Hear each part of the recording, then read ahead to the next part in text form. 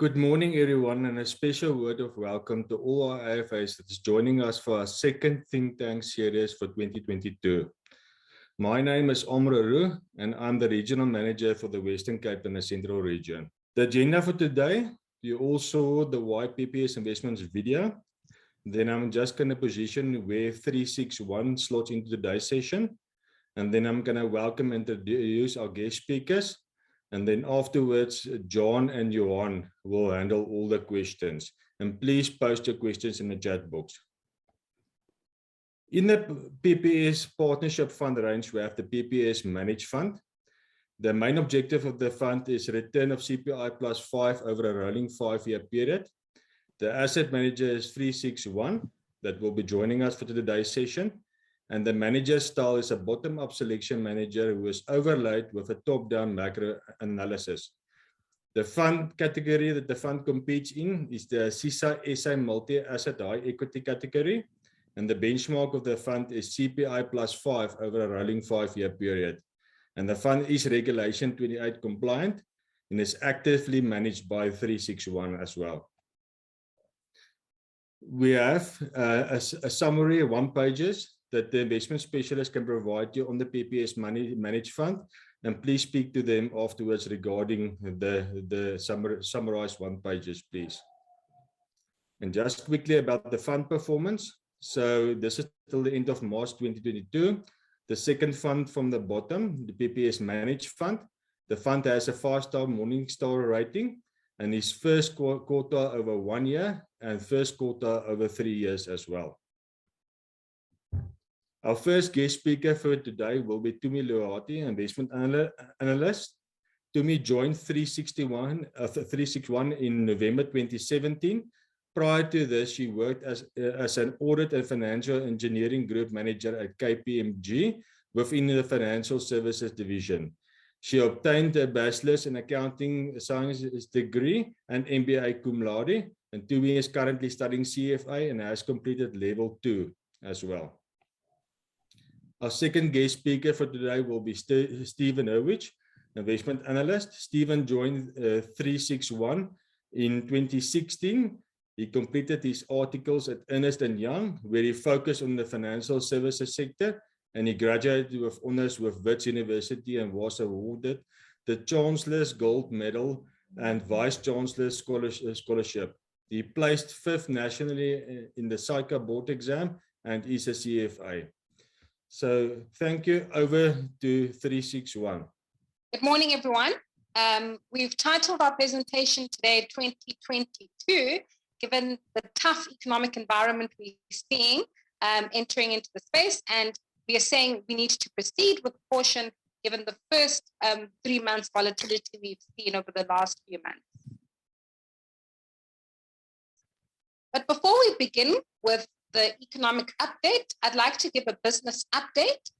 In terms of our assets, we've seen a significant growth in our assets under management. As at the end of March, our assets under management are now 31.6 billion. In terms of our performance, we've seen significant alpha created across the majority of our mandates, with a majority of our portfolios exceeding their benchmarks and also being top performers over the last year to date. I mean, we've recently just seen in terms of the Korean report, our 361 equity fund ranking 2nd on the month to date. In terms of our process, there's been no change in process, but our portfolios continue to be dynamically managed. And our sector rotation was a large alpha generator in the last 2 years.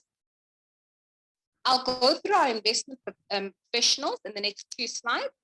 But in terms of engagement and our investment process, we continue to manage our companies and continue to also look at our social and responsible investing as part of a core theme of our investments. In terms of the engagement that we've made with companies, we continue to track the engagement, also not only financial engagement that we are making, also engagement on an ESG perspective. And over the 2021 period, 72% of our total engagement related to environment, social, and governance issues. In terms of our society, we continue to support a number of CSI initiatives, including Cycle Alive, and also a number of feeding programs. We also did support Ukraine over the last 2 months, and we continue to also invest in local communities to make a positive impact. If you look at our building blocks, our South African multi-asset high equity fund, which is the PPS Reg 28 mandate, sits along sort of the second building block after the hedge funds. Our long-short equity hedge funds sit right at the bottom, given the low volatility and the ability to protect capital and the downside protection provided. Across our long-only platforms and building blocks, it ranges from the Reg 28 fund to our flexible component, which also looks at sort of a fixed income component and an offshore piece together with the equity fund. And now that we can actually go to 45% offshore, we continue to look at some of the offshore opportunities that are presented to see what percentage we're comfortable with. And then we've got our SA equity fund, our pure SA equity, which is 95% SA equity, and our global mandate.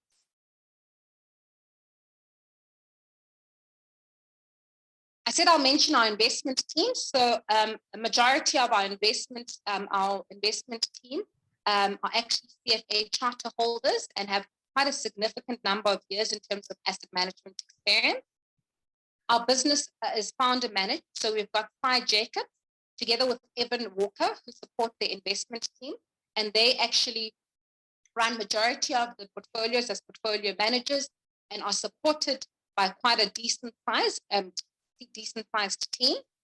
We've recently hired Dandile, who's at the bottom right.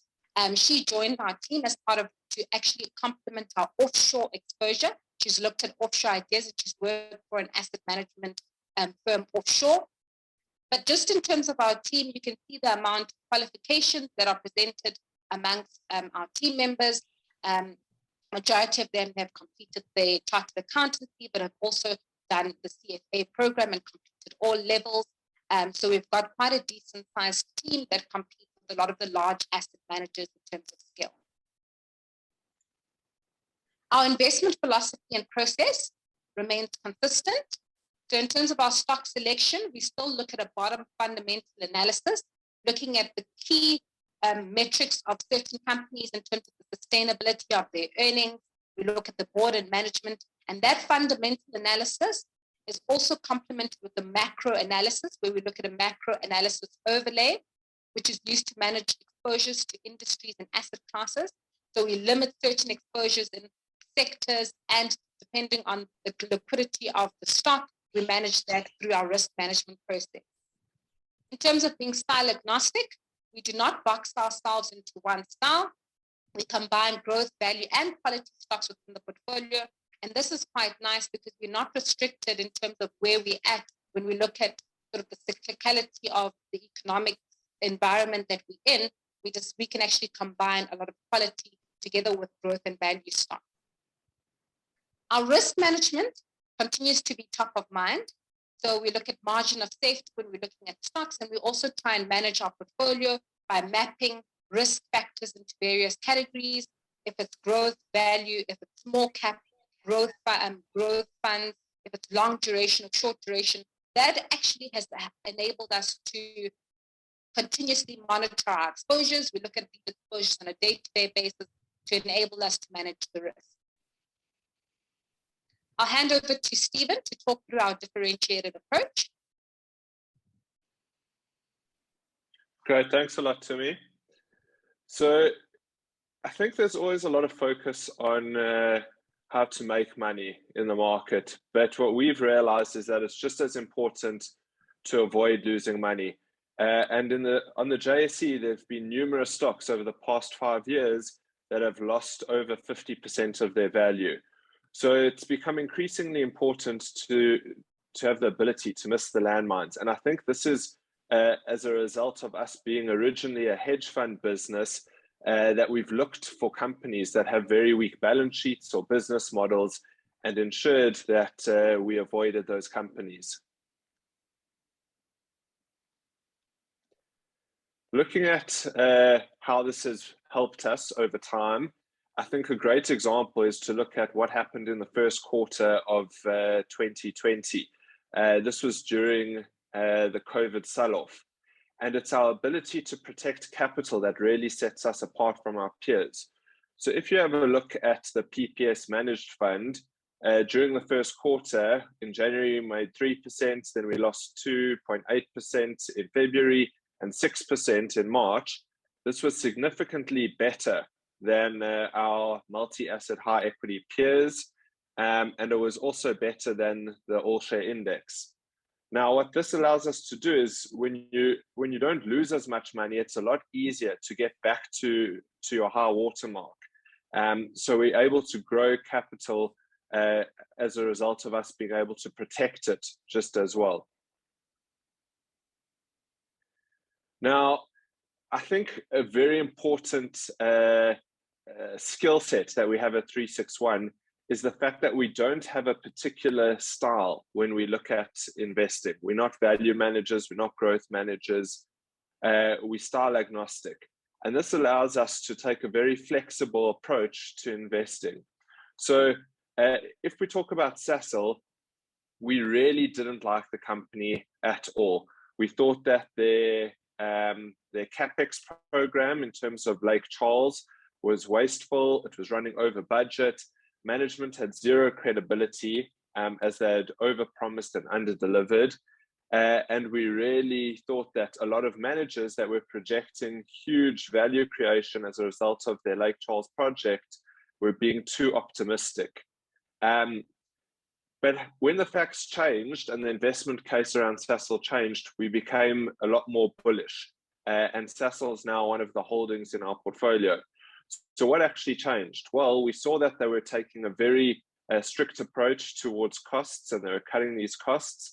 And they also sold certain assets in order to reduce debt on the balance sheet. We also saw the actual macro environment for oil changing. So you saw OPEC, which had previously been trying to wage a battle against US shale companies, stepping in and being a lot more disciplined on the supply side. And in addition, you had seen very little CapEx being spent across the industry because oil is a fossil fuel and a lot of ESG related funds were reluctant to invest in fossil fuels. So you just didn't have any new supply coming online. And in addition, you had new management coming in. So the old management who had underperformed, they were removed, and new management came in and realized what the market wanted from them. So if you have a look at Sasol's chart over the last 2 years, we had no exposure into the sell-off, but then we started to accumulate, and we realized that even if there was a rights issue taking place, the stock price had already discounted that probability. And then when we started seeing a recovery as we came out of COVID and demand normalizing, we built a significant position. And we're still very bullish on the oil and gas story globally. I'll now hand back to Tumi, who'll go through the economic and market review.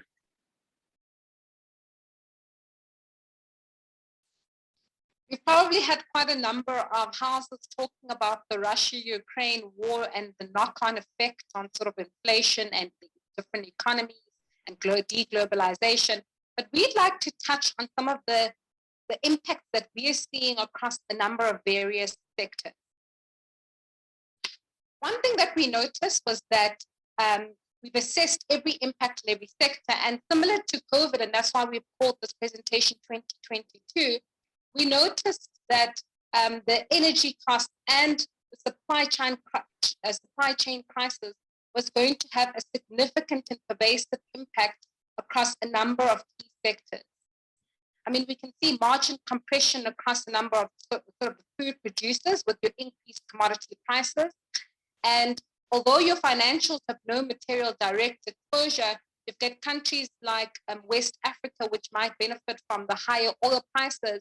But with inflation ticking up, you've had the South African Reserve Bank and other central banks having to also increase rates by actually countering the inflation impact. What we've also noticed is within healthcare, there's going to be margin pressure for regulated industries, and your retailers will actually see also some pressure given the fact that household disposable income will also come under pressure. What does this stem from? If we go to the next slide, we can see that Russia's share of global production is quite significant across a number of key commodities, palladium, diamond, gold, platinum, and gold. Although palladium is quite easy to transport, a number of other key commodities are still a struggle in terms of actually determining how the supply shocks are going to impact the different commodities. And we continue to see supply shock that will be difficult to reverse going forward. With the energy shock, we saw the release of up to 180 million barrels of oil that was being released by the US. And although oil prices dipped initially on reports of the move, we think it is unlikely to fully resolve the energy crisis going forward.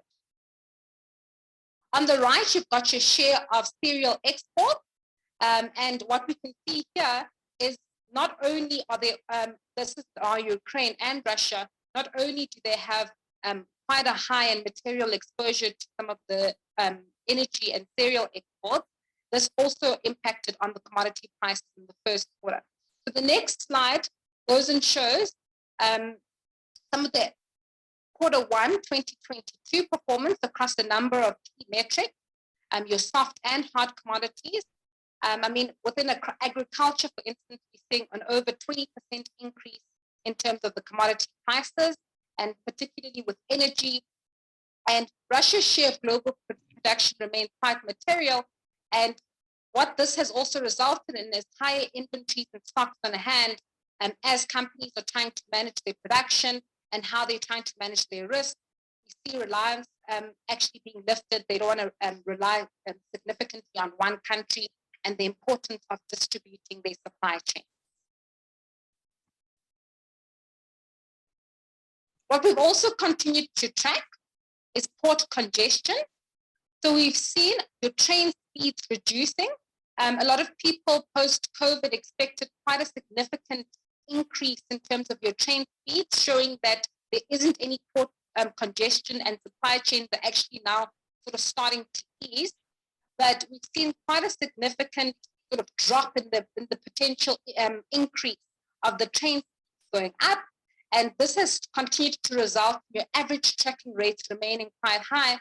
But this, most importantly, indicates the fact that our supply chain continue to be stretched going forward, and we expect this to last quite a significant time. If we look at the first quarter's performance, we saw quite a significant shift in terms of rotation from your growth funds into your value funds. This was as a result of the Fed saying that they're going to hike rates, given the fact that there was quite a high inflation. We saw in the US quite an increased inflation with an accelerating print to 8.5% in March, hitting a 4-decade high. Not only commodities are remaining high, but we also expect inflation to stay higher for longer, which will be a global issue that will impact global growth going forward. Not only will it impact global growth, but we've also seen Omicron also impacting sort of the lockdowns that are happening in China, and also impacting on the demand side of a lot of these commodity prices. If we look at here at inflation, what one can notice is post the Russia invasion, there's been a significant tick up in inflation, not only in developed regions, in developed markets, but also in emerging markets. We've seen quite a significant tick up in inflation. And for us, I mean, if we look at the next slide, what is top of mind is the US inflation. I mentioned we saw a 4-decade high of this inflation, but what concerns us, particularly with the US, is the services and shelter inflation growing at a record pace. This is usually a lot more stickier than durable goods. Durable goods, we've seen a record demand post-COVID, but we expect this to normalize. But with services, the fact that it's accelerating at quite a high pace, we find this quite concerning. What also this graph shows is not only the US CPI, but it also shows it against the Fed fund target rate, which you can see is usually highly correlated with the Fed fund target rate. But one can see here that the Fed is now in uncharted territory because they haven't been raising the interest rate high enough in order to counter that inflation that's seen a significant tick up. Going forward, we think that central bank responses to high print of inflation will be very important. And it's very clear that they will be more aggressive going forward. And we're expecting sort of a 50 bips increase in the next meeting. If we go back to our local macro outlook, growth data so far has been matching the forecast in terms of moderate economic recovery. We've seen quite a large trade account data showing continued large surplus for the month, which was quite positive given the fact that we actually extended our lifeline given the commodity boost. China's firmer easing stance as well also helped underpin commodity prices and your South African terms of trade. What was quite encouraging as well is the year to date up to 9 months, we've seen your corporate income tax receipt increase by around 252 billion, quite a significant increase in corporate income. This is 43% ahead of the usual 5-year run rates. What's also been positive for the first few quarters for EM, we've seen now that the rand has dipped, but your EM investors going into the start of the year were fairly overweight in Russia. This was offset by an underweight position in South Africa. So the minute the actual crisis happened, we started to see a significant shift from Russian equities into South African equities. But now we've actually seen your South African rand sort of start to depreciate in line with your commodity prices. Although the income and the tax corporate income has been quite encouraging, what is sort of still disappointing in South Africa, we can see here in this slide, is that employment remains still quite weak despite the recovery in economic activity. Employment perceptions are still sort of discouraging if you look at the Bureau of Economic Research, and one can also still see a huge tick up in sort of your social grants. So the social grants will counter the impact of the significant decrease in disposable income that we are seeing across a number of metrics. But what's quite discouraging is although you're seeing this huge tick up in social grants, people will be supported in terms of sort of the disposable income, employment is actually not improving in South Africa. And what we noticed with that is that this was quite a data that was also happening pre the Ukraine invasion, and this is not improving.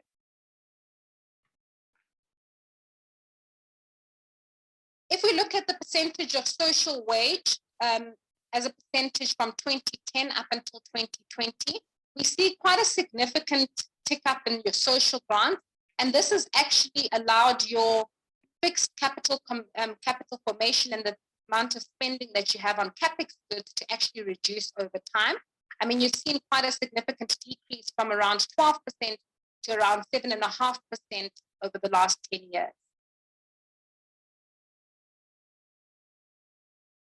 One thing that we're also still keeping up to date with is your Escom load shedding. And this graph kind of highlights your energy availability factor there in red. And we've seen from 2016 quite a significant decrease in your energy available factor from 71% to 50%. So although we were expecting with the amount of capex spend that Escom has been spending on, that we see quite an increase in your energy availability factor, we still continue to see quite a significant decrease. What's also quite clear, in the previous graph, is your unplanned outages, which is the gray bar, the light gray bar. There's been a significant increase in unplanned outages. I mean, if we see at the start of 2016, it was quite low, but now this has increased to around 33% in 2022. So our view is that load shedding is here to stay, which will limit private expansion going forward. In terms of the summary of our views, we expect that the support from global stimulus will continue to fade, particularly as the Fed starts the program in terms of quantitative tapering. We also expect the energy markets to take quite a significant amount of time to stabilize, around 3 to 5 years, and global logistical issues to continue to worsen. In terms of commodities, I've mentioned quite a significant global production of Russia in a number of key commodities. So we expect commodities to remain higher for longer, although we expect food inflation to be a short-term impact. And by short-term impact, we mean over the next 12 months to 18 months, we expect it to remain quite high, but that will stabilize after the 12 to 18 months. What's quite clear, though, in South Africa is the labor market continues to struggle, and we continue to see high levels of unemployment and inactivity. And this is quite disappointing from a local front. So even though you've got the commodity prices benefiting a lot of your corporate income and taxes, if your labor market sort of doesn't pick up and you're seeing an increase in employment figures, we still expect the South African economy to see quite a challenge in the next 2 to 5 years. I'll hand back to Stephen to go through the specifics of the PPS Managed Fund, the portfolio positioning and performance. Great. So the PPS Managed Fund is a Reg 28 compliant fund. It will have a maximum equity exposure of 75%, 45% max exposure to international assets, and 25% max property exposure. Let's go to the next slide. So just looking at the fund's asset allocation over time, we think about where is the best opportunity across different asset classes. So if we assessing equities, we need to be able to satisfy ourselves that this equity that we're putting in the portfolio is better and can give us a better risk-adjusted return than a bond which might be returning 9%, let's say. So at the moment, we've been trimming our allocation to offshore equity, as we do believe that the environment for offshore equities is going to get tougher as we suffer some of the hangover effects from all the stimulus that was pumped in as a result of COVID. And you've got a Fed that's turned very hawkish and is going to raise rates multiple times this year, as well as embark on quantitative tightening. So just looking at the current asset allocation, we're sitting on about 78% of the assets locally, while 23% are offshore. Our equity exposure, we've brought down to 56%. We're trying to be a bit more conservative at the moment. We think that there are a lot of potential risks out there, and we'd rather wait for a little bit of clarity or for the environment to become a bit more clear before we start redeploying money back into equities. In addition, some of the equities that we do have, we believe are a lot more conservative than the average split in the market or on the JSE. So, for example, we think BTR has a lot less volatility than some of the other companies that are listed. In addition, our bond allocation is sitting at 20%, and I'll come to that later in terms of which kind of bonds or fixed income instruments we've invested in. Cash, we've raised cash because we do think that they're going to be good opportunities. We just have to be patient for those opportunities to arise. So we're going to look to redeploy that money back into the market, but we think that certain asset classes have further to fall. Looking at the top 10 equity holdings, if we look at the portfolio split on the equity side, we believe that about just over half of our equities are rand hedges or have dollar-based earnings, while 46% are more geared towards SA Inc. Our offshore equity component is sitting at about 14%. And of that, we've got a very large exposure to Canadian oil and gas companies. We think that these companies will do very well with high oil prices, which we think are going to be sustained. And the company that we invested in, Suncor Energy, has a very large focus on returning cash to shareholders, either via buybacks or dividends. Some of our other equity holdings, British American Tobacco, we think that as more and more of their portfolio shifts away from combustibles and towards next generation products such as vape, we think that they'll be able to continue to grow their top line at mid-single digits, and their earnings at about mid to high single digits. So we think that based on the valuation there, it's discounting a lot of bad news, and we think you should be getting double-digit returns from that stock going forward. Additionally, a lot of people put off having medical procedures done during COVID, and we think there's a lot of pent-up demand, and MediClinic will be a large beneficiary as people return to hospitals to have procedures that they've been putting off have done. Looking at the fixed income component, so we roughly split between government bonds at about 56%.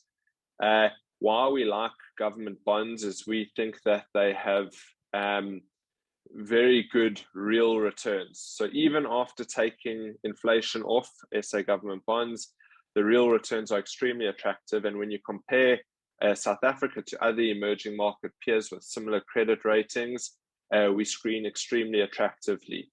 So we like the R186 and the R2035s. Additionally, we invested in 80 bonds. So this is the tier 1 bonds of the banks. We think South African banks are extremely well capitalized, and that there's a very attractive yield relative to some of the other fixed income corporate bonds that are available. We don't really like corporate bonds because we believe that the spread that you're getting doesn't compensate you for that risk. But we do look for opportunities in that space when it does arise. So for example, we have a small allocation to the Brait convertible bond. We think this is a very interesting bond because it gives you a 5% return on the paper, but it has an embedded call option, so you profit off the increase in the Brait share price should it go above R4.30 or so. Looking at our offshore holdings, so I just mentioned Suncor Energy. Some of the other themes is tobacco, so we like Swedish Match. They actually sell nicotine pouches. So big focus on next generation products there. Their product Zyn is the leading nicotine pouch in the US, and we think there's plenty of runway still for that business. Additionally, we really like Philip Morris. They have a heat not burn business called Arcos, and we think that it's very well positioned to take share from combustible cigarettes. If we go to the next slide, just looking at our various sector exposure. So we have large weightings in chemicals and tobacco, as well as healthcare. Where we don't have very big weightings is companies where we think they're very exposed to the SA consumer. So general consumer, retailers, telcos. We just think that the SA consumer, despite a lot of the stimulus and grants that Tumi mentioned, is going to struggle with the lack of job growth. And we think that there are better opportunities elsewhere. So just looking at the fund's performance, if we look at the fund's annualized performance since inception, it's sitting at 15.2%. This is significantly better than the SA multi-asset high equity category, which is at 10%. but it's also a lot better than many of our other peers. What we're very pleased with is that we've given this higher return with taking less risk than a lot of our peers. So a lot of our peers have larger drawdowns than us. Our largest drawdown has been 13%, which was during COVID, whereas our peers had drawdowns over 20%. And generally speaking, this is because our peers have had more equity in their funds. But we just believe that we shouldn't be targeting a set equity level, but rather looking bottom up and saying, where are we seeing opportunities? So if we look at over the last 3 years, 1 year, and year to date, we're very pleased that over all periods, we've delivered performance which is significantly ahead of the category, the multi-asset high equity category.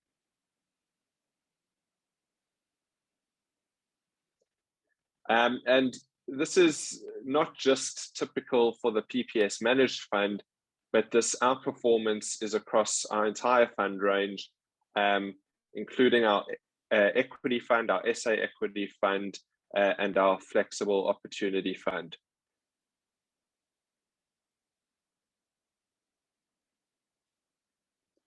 Okay, so that's everything from my side. I'll now be happy to answer any questions that you guys may have. So I have had a question just on the chat in terms of how do we actually see, so the question is, please elaborate how an increase or decrease indicates normalizing or constriction of the supply chain. So what we're checking here is if we look at the gray line item, your gray line item is your train speed. If it actually significantly goes down, it actually means that there's supply chain, there's port congestion. So if you look at just after July 2020, there was a significant decline in that gray bar line item. So the port congestion was actually at its highest and your train speed was at its lowest point, so it's the gray bar. So we did see a significant recovery post-COVID, but if you can see, it has reached sort of like a ceiling, and it has just sort of stabilized at that level. So we're still seeing a bit of port congestion. It hasn't sort of improved to the level just pre-COVID. Okay, I hope that answers the question. And then just on the employment versus social grants slide that I was talking to, question on that is, from the employment versus social grants chart, is South Africa at risk of becoming a welfare state? Most certainly. What we continue to track is, I mean, the number of increases in social grants, and we're now at 46% of the citizens here in South Africa actually receiving social grants, which is quite concerning. And I mean, even though we're talking about your commodity prices being beneficial for your South African fiscus, your commodity prices increasing does not signify growth. And if there's no growth coming, there's sort of no growth coming, and your economy is sort of going sideways, but you've got increased social grants that you're handing out to various communities. A lot more of your government spending is actually going towards a lot of the social protection too. So we saw, I mean, around 190 billion rand spend going towards social protection. Now in 2020, they expect it to increase to around 220 billion. So this increase in social grants, social spending, I mean, does put us at risk of becoming a welfare state. I think, to me, I think it's quite easy to argue that we already are a welfare state, just given the proportion of the country that's dependent on grants, because there aren't any job opportunities and economic growth is very hard to come by. When you have a mining cycle like we do now, commodity prices are extremely elevated, but commodities are cyclical industry.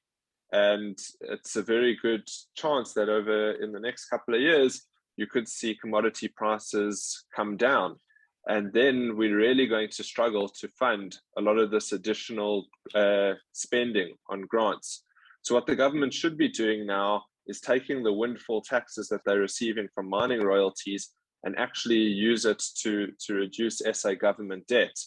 But instead, we're just finding it it's finding its way to fund various social programs, and I don't know how sustainable that is. There's another question on the chat relating to Escom. It says Escom is set to remain a sore thumb for time to come. Would you think greater pressure from the business fraternity on government to bring on stream the renewable independent power producer program could be a viable solution?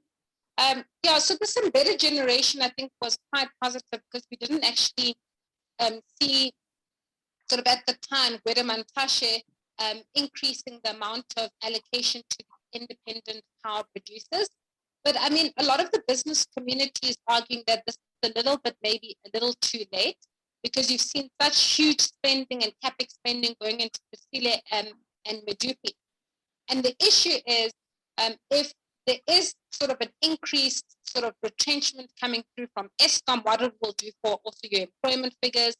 And even though the independent power program could be beneficial, how long will it take for that power generation to come on board if we're already seeing such increased unplanned production outages coming through? So yes, I do think it's a little bit positive. We didn't expect it to happen so soon, but we do think it will take some time before these independent power producers firstly get the loan contracts from a lot of the various banks and then start actually producing a lot of these plants. It will take some time before we can rely on a lot of the independent power.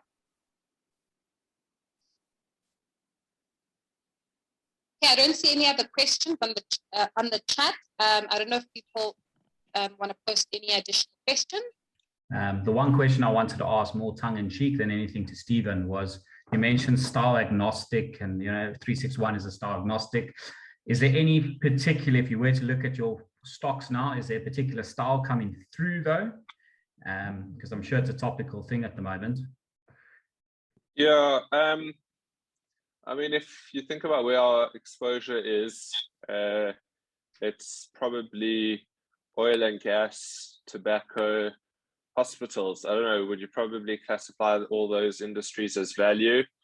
I guess so, but at the same time, at the beginning of COVID, we had swung quite a bit of the portfolio into companies that we thought would benefit from lockdowns. So for example, your Facebooks, Googles, Amazon, Naspers, Process, and those were obviously growth companies.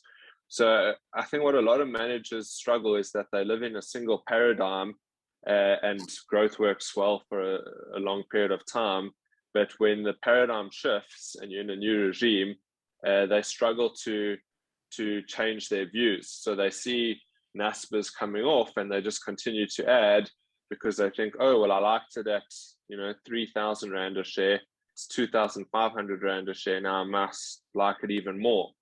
But in fact, what's happened is the environment, both the economic environment and the market environment for the company has changed.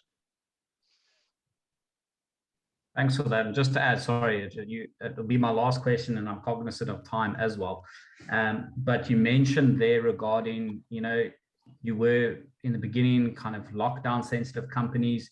You're now in kind of, you were to look at more value type sensitive companies. Many of the competitor, the bigger asset managers out there, they take very long to move the ship. For instance, how quickly is it that you guys can get out of a particular position? Yeah, thanks. I think that's a massive competitive advantage for us, being a smaller asset manager with much less AUM. If we decided to sell our Sasol position today, we could be out of it in a day or two. So it really allows us to take to put in new positions, but also when the facts change, to change our minds and not be married to a single stock. And we're very cognizant, despite our size, of avoiding small and mid caps if there isn't liquidity in the names, because we don't want to be stuck in a position where the company underperforms and we have the stock and we're unable to sell it. So much, Stephen. I think that's all from us. On behalf of the Western Cape, we would just like to thank you guys. It was a fantastic session. The recording will be available. The investment specialists in the Western Cape on the ground are available to come to each independent advisor's office, sit with them. We can even get Jackie to come and meet with you guys as well, should you need to. And I'm pretty sure Stephen and Tumi don't mind getting out the office if there's a client big enough for this investment. So thanks to Jackie, thanks Tumi, thanks Stephen. It was great. It was a fantastic session and thoroughly enjoyed it. Have a good one. Thank you so much. Thank you. Thanks a lot. Thank you, everyone.